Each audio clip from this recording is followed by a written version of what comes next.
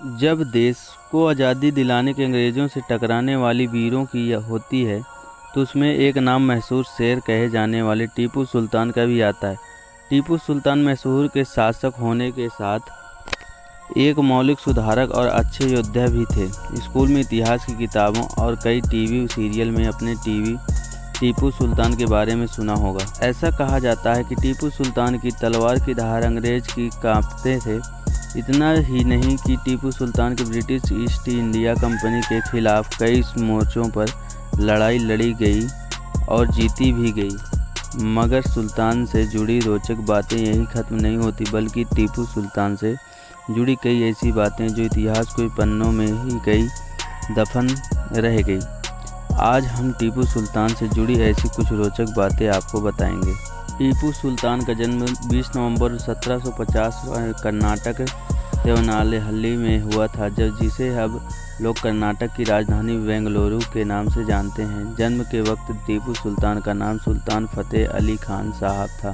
टीपू सुल्तान के पिता के मृत्यु के बाद मैसूर के शासक बने थे। तब उनकी उम्र मात्र 15 वर्ष थी और जबकि टीपू सुल्तान ने अंग्रेज़ों के खिलाफ पहला युद्ध जीता था, तब उनकी उम्र 18 वर्ष थी। बहुत कम लोगों को यह बात पता होगी कि टीपू सुल्तान को उर्दू पत्रकारिता का जनक माना गया है। अपनी कूटनीतिक सोच और दूरदर्शी स्वभाव के कारण टीपू सुल्तान ने वर्ष 1823 में जहांनुमा नाम का पहला उर्दू अखबार स्थापित किया। ऐसा मानना है कि अपने इस अखबार के जरिए टीपू सुल्तान अपनी सेना के शासक जुड़े जरूरी मुझे बारे में जानकारी देते हैं।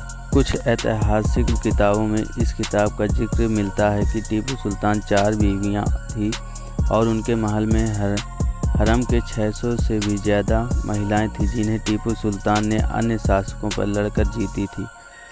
मगर टीपू सुल्तान प्यार केवल अपनी एक बेगम से ही करते थे, जिसका नाम रुकैया बानो था। रुकैया बानो के बारे में ज़्यादा जानकारी कहीं भी उपलब्ध नहीं है, मगर इतना ज़रूर बताया गया है कि रुकैया और टीपू बचपन के दोस्त थे और रुकैया के पिता लाला मियाँ टीपू के पिता हैदर अली के सेना में प्रमुख पद पर थे। रुकैया और टीपू की शादी को लेकर हैदर अली को काफ़ी एतराज़ थे, मगर इन नज़र अंदाज करके टीपू सुल्तान ने रुकैया के साथ शादी कर ली। मगर अपने पिता का दिल रखने के लिए टीपू ने जिस रात को रुकैया की से शादी थी, उसी रात को वेल्लोर के शासक इमाम साहब हसवी बेटी की रोशन बेगम से शादी की थी।